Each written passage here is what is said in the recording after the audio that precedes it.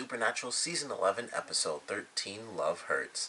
I actually really enjoyed this episode. I thought it was really cool that we got yet another new creature. We got Banshees recently, or a Banshee. And this episode we get whatever the thing was called. I totally forgot the name.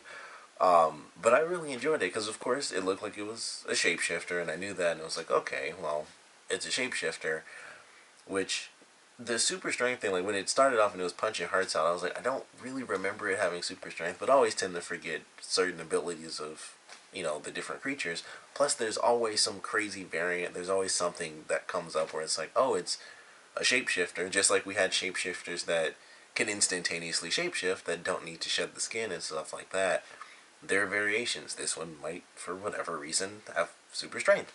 So it was really cool when it first started out. Everybody's getting fatalityed all over the place. Hearts just getting, just popped right out, which I thought was a really good visual thing, just the way they did it, because it was so visceral, and it was just like, it wasn't the torture or anything like that, and it had the typical sort of blood splatter, like pretty much every, supernatural kill, but we got to really see it.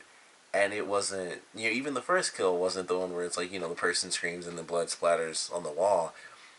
This girl gets her heart just like blown out of her back, and we see, the heart even beats, in that very first kill.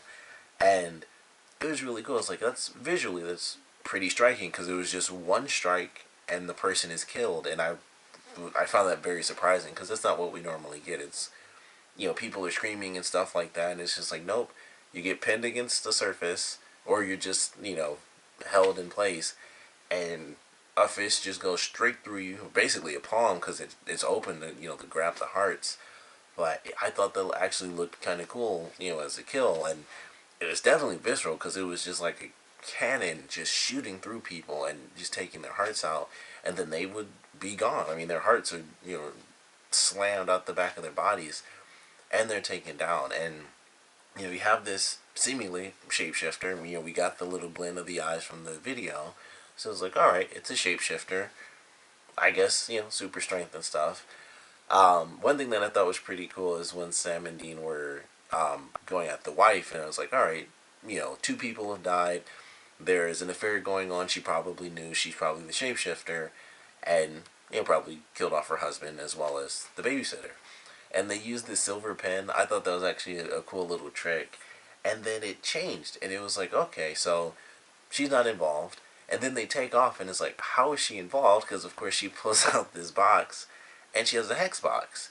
And there's a bunch, all the typical stuff, the little bones and all the little twigs. It seemed like she had, like, just the twigs really wrapped up. But she calls someone, and it's like, I don't know what happened. My husband died. I think I did it wrong or something. And I was like, what in the world is going on? Because it really changed the idea, because she wasn't involved, seemingly. And then once they're gone, it's like, no, she's definitely involved, but there wasn't supposed to be anyone that died.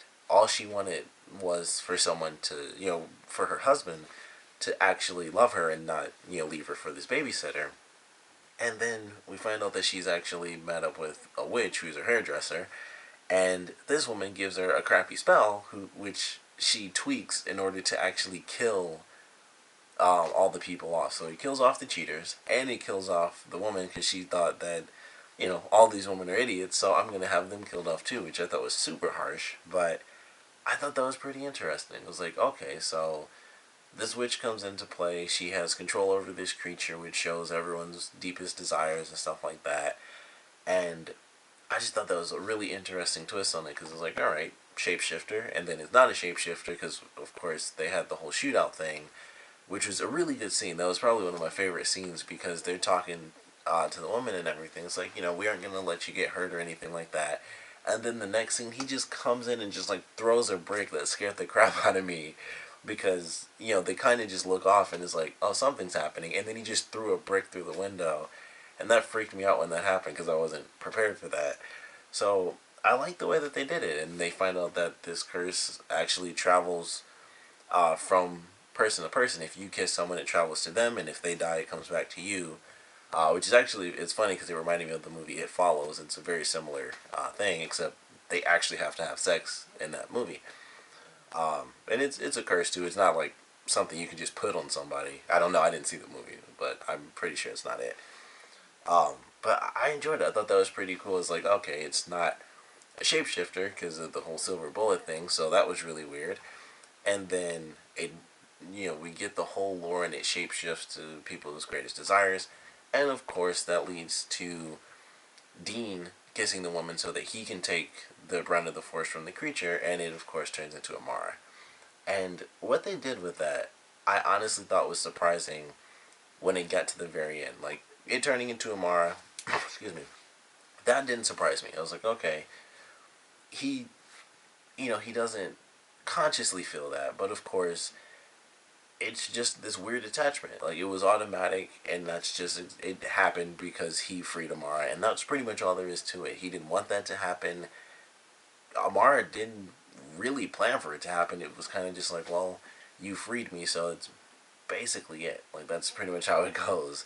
So it's not exactly something that was done by choice consciously, but it's still there. So Amara shows up, and that's his greatest desire, but it's very weird back and forth. And I like the fight that they had, and he's kind of trying to figure out exactly what's going on in his own head, and the creature's kind of messing with him. And it's like, yeah, I have this great attachment to Amara, but you're just an imitation. So we get a pretty cool fight from that.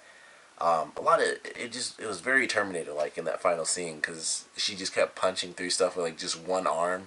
I was like, man, it kept reminding me of Terminator for some reason, even though that doesn't really happen too much in Terminator. But it was just like one super strong punch, and she just pop right through something. And I thought it was pretty cool. And he's trying to survive, of course. And then we get Sam dealing with this witch, and the woman comes in and she distracts the witch, so he actually takes her down. Get the heart, everything's fine. And then case closed, all that, and we actually get a real answer from Dean, which kind of blew my mind immediately because, and I mentioned this in the last episode, even though he did hide his secrets and the attraction and everything from Sam about Amara, we had some stuff with Sam where it was like, okay, at least he said something. It's like, I feel crappy, but I don't want to talk about it. We at least had some honest moments where they just say, this sucks, but I won't explain it, just know that it sucks. And then this, we get an actual answer where Dean's like, it was Amara. Because I thought for sure he was going to say it was something else. Or he would just lie. Because that's what they do. That's honestly what they do. And I think we all kind of expected that. And, it's not Daisy Duke, either of the Daisy Dukes. And he just admits, like, it's Amara.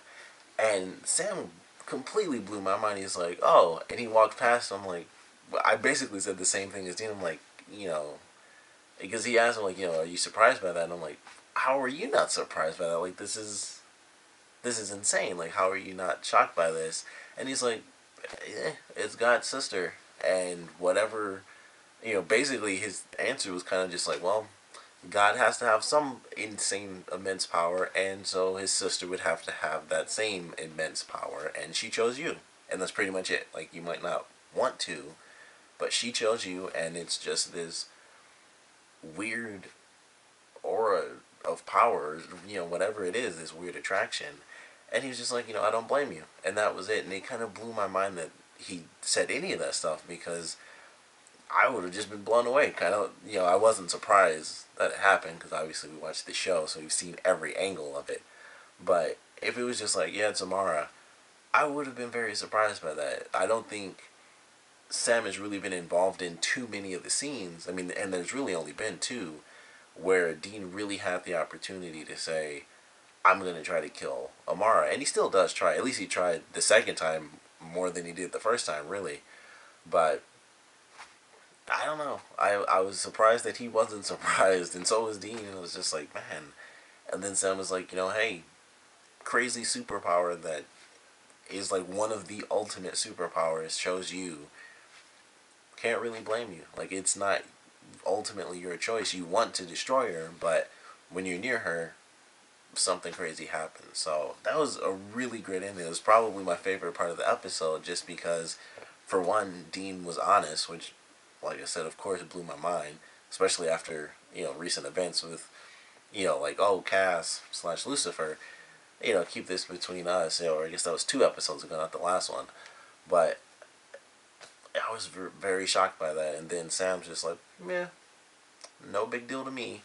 So I don't know what to really expect from that, but I'm really excited for where things are going. I think we had our first interaction, or I guess technically it was the second, not counting Amara as the baby. I'm going with first interaction, where Dean had the chance to take her down, and he was there basically talking with her for a super long time, and then he finally decided, like, all right, now I'm gonna get her. And then of course she sent him against the wall, so he was down for the count. And then we had the second interaction before the whole smiting, and he tried, and sadly it failed, but he did actually try that time. So yeah, I don't know. Like, it makes me wonder. Like, he mentions he has this odd attraction to her, of course, but he was able to fight it the last time, and I don't know if it'll get stronger over time or if he'll be able to fight more over time, if the bond gets stronger or weaker. And maybe it's just based on what's happening. If he's solely focused on, taking her down, then maybe that'll happen. But every time, they get there, it's like main mission is just to take her down, and then it just pauses and they have a conversation because things are just weird between them. It's really crazy and weird, and she wants to be with him, seemingly because it's almost like a destiny type thing. Like, well, you freed me, and it's almost like they're meant to be together. From Amara's standpoint, and of course from Dean's standpoint, it's like, no, you're the bad guy. I gotta kill you. But I don't know what's gonna happen next time they run into each other. The next episode seemingly has half main story, half sort of filler story. I don't know what this whole time travel thing is about, or what they're. I don't know what they could be saving with time travel, or how they're even doing time travel um, on their own. Because the last time they did time travel, if I remember right, was way back during like the Titanic thing. I'm sure there was something else that I'm forgetting, but from what I remember, the last time they did like time travel stuff was a long, long time ago when Cass's friend was trying to help him like gather souls and stuff. So they went back and stopped the Titanic from crashing. So I don't know. Like, it was really. I'm very curious what they're going to be doing in this next episode. We will get to see Cass slash Lucifer controlling Hell as well, which I'm really excited for that. And he had Crowley like chained up in some weird thing. It was like he was on a trolley in a gate or cage inside of the wall, and they kind of rolled him out or something weird like that. So I was like, I don't know what that is, but that was interesting. It was just like a thing, especially when they build it's like a castle almost in Hell, and he just has like this weird medieval gate, but it's like on a little track that can be brought out. That's what it looked like to me, at least.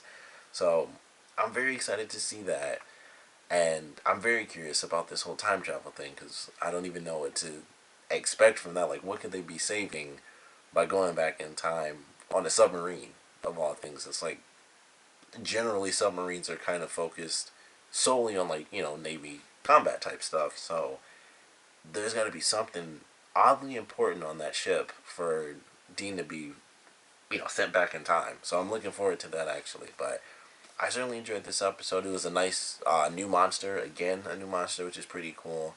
Um, Had shape shifting abilities. Nice. It was a nice amount of like just really little bits and pieces that were surprising. So I enjoyed that. Like the wife being involved, but not meaning to like have her husband get killed or anything. And we find out it was actually a love spell that was tweaked to be basically the ultimate curse to kill whoever wronged you and to end up killing you. There's a witch involved who's not even like the main point. She's really only in it a little bit. It's the creature that's like the main deal. And even after the witch dies, the creature lives on because its heart does. So even that I thought was actually kind of cool. Like they killed off, the witch that created the spell and all this extra stuff, and the creature was still going. So I was like, that's actually a cool concept because they don't do that normally. If there's a witch involved, the witch is the problem.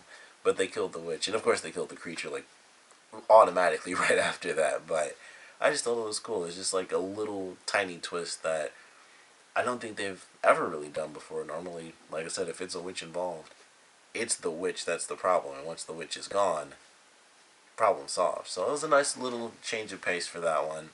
Of course, the ending. Loved the ending because it was surprising for Dean to tell the truth, surprising for Sam to not be surprised, and the explanation he gave, just how he doesn't blame his brother for that being his ultimate desire, because he realizes how little choice he has. Like, even when he asked him, it's like he understood what he was saying. Like, I want to kill her right now, but when I get next to her, it's just really weird. And Sam just, like, instantly understood and wasn't surprised or anything. And I guess at this point, I don't know. I guess they shouldn't be surprised by anything. It's like, well, that's weird, but once you get to certain heights, stuff happens. I guess that's where Sam's at. It's like, happens. But I certainly enjoyed this episode. Surprisingly, I liked it. I figured I enjoyed it. I would enjoy it, but it surprised me. I liked it a lot more than I was expecting. It was one of the good, Monster of the Week type episodes, and it did have one of those really good moments where it's like, here's the little main story thing. Of course, the Amara stuff, which I think we all kind of knew once they mentioned the whole desire thing. Like, it becomes your ultimate desire. We all knew it was going to turn into Amara and not any of either of the actresses that were Daisy Duke. So we knew what was going to happen, but it still ended up being a really good thing. It was very fun to watch. Definitely want to know what you guys thought about it. So please comment below. Let me know your favorite parts, your least favorite parts, and with everything that's happened in this episode, especially of course the ending and Dean kind of coming a little bit closer to this realization that he kind of doesn't have much of a choice as to what his desire is, considering it's Samara who's chosen him, more than, that's kind of like the determining factor, as Sam put it. I want to know what you guys think about that. Like, we knew, it's this weird, like, almost destiny type of thing. Like, it hasn't really been explained because it, kind of can't be at this point. Amara's just like, I want you, and we're bonded and stuff, and Dean's kind of just stuck in that. Like, he has no real choice in the matter. So I definitely want to know what you guys think about that and him getting a little bit closer to the realization that he might not have a choice. Because at this point, he mentions like, oh, I don't know and stuff like that. But I think in his head, mostly because it's Dean, he still thinks there's a chance to just be like, screw it, I'll do what I want. But I think we might get to a point where he won't even when he's near or even when he's far away, he won't have this urge to kill her. Like, I feel like it might actually get to that point by the end of the season. If she died, I would assume they're going to kill her off by the end of this season. But I guess I don't really know. Like, who knows? I mean, we have Lucifer as Cass. So, who knows what villains are actually going to get killed off. I would assume the Darkness will be defeated as the main villain. But I guess you never really know now. So, I don't know. But I definitely want to know what you guys thought about this episode. And Dean sort of step closer to a possible sad realization that he might not be able to fight back no matter what in the near future. So please comment below, let me know, and thanks for watching.